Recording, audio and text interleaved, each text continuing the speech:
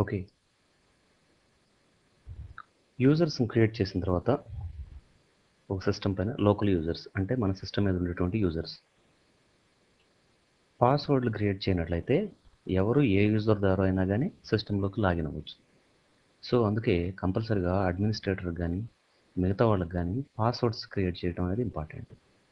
అలాగే passwords change చేయటం, పాస్వర్డ్స్ని remove చేయటం, ఇవన్నీ కూడా సందర్భాన్ని బట్టి మనం ఆ, చేస్తూ ఉంటాం. ఓకే. నౌ ఒక్కొక్క యూజర్కి ఉండేటువంటి డిఫరెంట్ టాస్క్లను ఇప్పుడు చూద్దాం. Control panel, user accounts. దీనిలో already Bharat learning user 2 create చేయబడినటువంటి యూజర్స్. నౌ మీరు ఇంతకుముందు చూశారు యూజర్ని ఎలా క్రియేట్ చేయాలి అనేది. ఇప్పుడు పాస్వర్డ్స్ ఎలా ఇవ్వాలి, ఒక్కొక్క యూజర్కి పాస్వర్డ్ ఎలా ఇవ్వాలి. ఉదాహరణకి ఈ లెర్నింగ్ తీసుకున్నాను. ఏ యూజర్ని అయితే మీరు మాడిఫై చేద్దాం అనుకుంటున్నారో ఆ యూజర్ పైన క్లిక్ చేయండి. దెన్ ఇక్కడ మీరు ఆ యూజర్ పైన చేయదగినటువంటి టాస్క్ అన్ని కూడా ఎనేబుల్ అయి ఉంటాయి. ఫస్ట్ది చేంజ్ ది నేమ్. ఒకవేళ ఈ యూజర్ నేమ్ చేంజ్ చేయాలనుకుంటున్నాను అనుకోండి, దాన్ని క్లిక్ చేయండి. ఇక్కడ ఒక ఇన్పుట్ డైలాగ్ బాక్స్ వస్తుంది, input text field. Then user 1 change the name, that's it.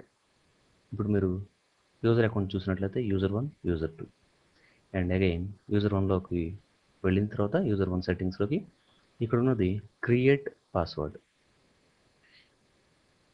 ఒకవేళ ఆల్రెడీ పాస్వర్డ్ ఉందనుకోండి, create change password and remove password అనే టాస్క్లు ఇక్కడ మీకు వస్తాయి. ప్రస్తుతానికి ఇక్కడ దీనికి పాస్వర్డ్ లేదు కనుక క్రియేట్ పాస్వర్డ్ అనేది కనిపిస్తుంది. Then click on it. So 3 text fields వస్తాయి. సో 1 2 3 4 5 6 పాస్వర్డ్ 1 2 3 4 5 6 ఇచ్చాము. తర్వాత మీరు ఆ పాస్వర్డ్ని ఎప్పుడైనా మర్చిపోతే ఆ పాస్వర్డ్ గుర్తు చేయడం కోసం ఒక పాస్వర్డ్ హింట్. సో మై నమ్ క్రియేట్ పాస్వర్డ్.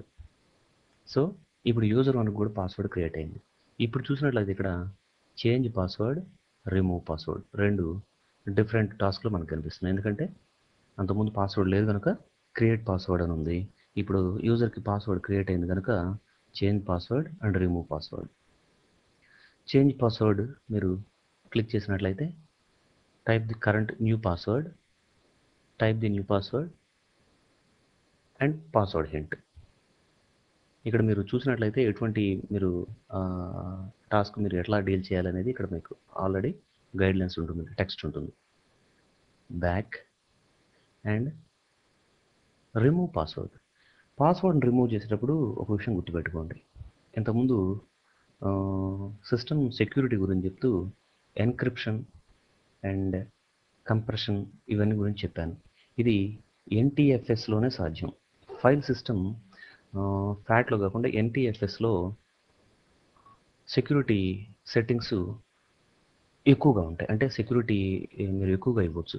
సో ఉదాహరణకి ఇక్కడ ఒక ఫోల్డర్ క్రియేట్ చేస్తున్నాను. దాని నేమ్ యూజర్ 1 అని ఇచ్చాను. అంటే యూజర్ 1కి సంబంధించిన ఫోల్డర్ అనుకుందాం. దీంట్లో ఏవో ఫైల్స్ చాలా డేటా ఉంది. ఆ యూజర్ 1 నేమ్ తోటి ఎంటర్ అయ్యాడు, సిస్టంలోకి ఎంటర్ అయ్యాడు. తన పని తను చేసుకుంటున్నాడు. కొన్నాళ్ళ తర్వాత కొన్ని ఫైల్స్ తయారైన కాన్ఫిడెన్షియల్ అనుకున్నాడు. దాన్ని ఏం చేశాడంటే ఎన్క్రిప్ట్ చేశాడు ఆ ఫోల్డర్ని. ఎన్క్రిప్ట్ చేస్తే ఏమవుతుందంటే ఆ యూజర్ నేమ్, ఆ యూజర్ పాస్వర్డ్తో ఎంటర్ అయిన వాళ్ళు తప్ప మిగతా వాళ్ళు ఎవరు కూడా దీంట్లో ఉన్న కంటెంట్ని ఓపెన్ చేయలేరు, డిలీట్ చేయలేరు, ఏమీ చేయలేరు. ఓకే. లెట్స్ సే ఇతను యూజర్ 1 దీంట్లోకి ఎంటర్ అయ్యాడు, దీన్ని ఎన్క్రిప్ట్ చేశాడు. ఎన్క్రిప్ట్ చేయాలంటే ఏం చేయాలి? Right click, properties, advanced encryption. Okay. Okay. అందులో ఉన్న డేటా అంతా కూడా డేటా సైజును బట్టి కొంచెం టైం తీసుకుంటుంది. మొత్తం ఎన్క్రిప్ట్ అయిపోతుంది. మీకు ఇక్కడ లోపల ఫైల్స్ అన్నీ కూడా గ్రీన్గా కనిపిస్తాయి, indicating that it was encrypted. So వేరే ఈ లోకల్ కంప్యూటర్లో ఉన్నటువంటి వేరే యూజర్స్ ఎవరు కూడా దాని మీద డీక్రిప్ట్ చేయలేరు. అయితే ఏ సందర్భంలో అయినా కానీ ఈ యూజర్ 1 యొక్క పాస్వర్డ్ రిమూవ్ చేసామనుకోండి, ఇక్కడి నుంచి రిమూవ్ చేయొచ్చు, లేదా ఈ సిస్టమ్కి అడ్మినిస్ట్రేటర్ ఉంటాడు కదా, అతను కూడా సిస్టమ్ మేనేజ్మెంట్ కన్సోల్లోంచి మార్చేయచ్చు అతను పాస్వర్డ్ని. ఎందుకంటే అడ్మినిస్ట్రేటర్ ఎవరి పాస్వర్డ్ అయినా తీసేయచ్చు, ఎవరి అకౌంట్లో అయినా డిలీట్ చేయొచ్చు, ఎవరి పాస్వర్డ్ అయినా చేంజ్ చేసి ఏమైనా చేయొచ్చు అతను. సో ఇప్పుడు పాస్వర్డ్ రిమూవ్ చేసామనుకోండి, రిమూవ్ పాస్వర్డ్ అంటే ఇక్కడ మనకు వార్నింగ్ వస్తుంది, you are removing the password for user 1. If you do this, user 1 will lose all EFS encrypted files, personal certificates, and stored passwords for websites and network resources. So ఒకసారి password change చేశారంటే some times ఆ encrypted file ఏదైతే ఉందో దాని certificates మనం తీసుకున్నట్లయితే password change చేస్తే పర్మనెంట్గా డేటా లాస్ అవుతాం.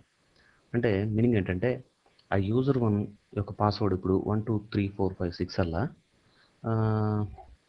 223344గా మార్చామనుకోండి, ఆ తర్వాత యూజర్ 1 తన యూజర్ 1 ఐడి ప్లస్ మారిన పాస్వర్డ్ తోటి ఎంటర్ అయ్యాడు అనుకోండి, ఎన్క్రిప్ట్ చేసింది నేనే కదా అని డబుల్ క్లిక్ చేసి ఓపెన్ అవుతుంది, ఆ డేటా ఫైల్స్ కూడా ఏమీ ఓపెన్ అవ్వవు. సో ఎన్క్రిప్ట్ చేసేటప్పుడు కొన్ని జాగ్రత్తలు తీసుకోవాల్సి ఉంటుంది. ఎందుకంటే ఎన్క్రిప్ట్ చేసినప్పుడు దానిలోంచి కొన్ని సర్టిఫికేట్స్ క్రియేట్ అవుతాయి. సర్టిఫికేట్స్ సేవ్ చేసి పెట్టుకుంటే తర్వాత దాన్ని మనం మళ్ళీ డీక్రిప్ట్ చేయడానికి అవకాశం ఉంటుంది. Otherwise even the user who created the who encrypted the files cannot open, అతను కూడా అతని ఫైల్స్ని ఓపెన్ చేయలేడు. సో రిమూవ్ చేసేటప్పుడు ఈ విషయం మీరు గుర్తుపెట్టుకోవాలి. Back and change the picture. By default user create అయినప్పుడల్లా సిస్టంలో ఉన్నటువంటి ఇమేజెస్ అసైన్ అయిపోతాయి యూజర్కి. లేదు మీకు పర్సనల్గా కొన్ని పిక్చర్స్ కావాలి అనుకుంటే చేంజ్ ది పిక్చర్స్. సో ఇక్కడ డిఫాల్ట్గా కొన్ని పిక్చర్స్ ఉన్నాయి, వీటిలో ఏది సెలెక్ట్ చేసుకుంటే అది ఆ పిక్చర్ దానికి అసైన్ అవుతుంది. ఉదాహరణకి ఫ్లవర్ తీసుకున్నాను, చేంజ్ పిక్చర్ అన్నాను, that's it. User 1 change the picture.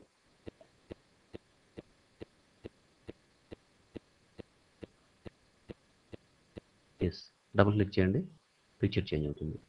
లేదు అంటే మీకు పర్సనల్గా యూజర్కి సంబంధించిన ఇమేజ్ ఉన్నా సరే ఆ ఇమేజ్ని కూడా మీరు, లేదా అతనికి ఏదైనా నచ్చిన ఇమేజెస్ కానీ నచ్చిన ఇంకొక ఏదైనా జేపీజీ ఫైల్ కానీ బిఎంపీ ఫైల్ కానీ అనుకుంటే ఆ ఫైల్స్ని కూడా మీరు అసైన్ చేయొచ్చు.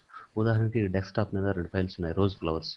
లేదు ఆ యూజర్కి సంబంధించిన ఇమేజ్లు అనుకోండి, బ్రౌజ్ ఫర్ మోర్ పిక్చర్స్ ఇక్కడ క్లిక్ చేసినట్లయితే బ్రౌజ్ బటన్ వస్తుంది. సో ఆ పిక్చర్స్ ఎక్కడ ఉన్నాయో చూపించండి, ఎక్కడ ఉన్నాయి, డెస్క్టాప్ మీద ఉన్నాయి. సో డెస్క్టాప్ బటన్ క్లిక్ చేస్తున్నాను, ఏదైతే పిక్చర్ ఉందో దాన్ని క్లిక్ చేసి ఓపెన్ అనండి.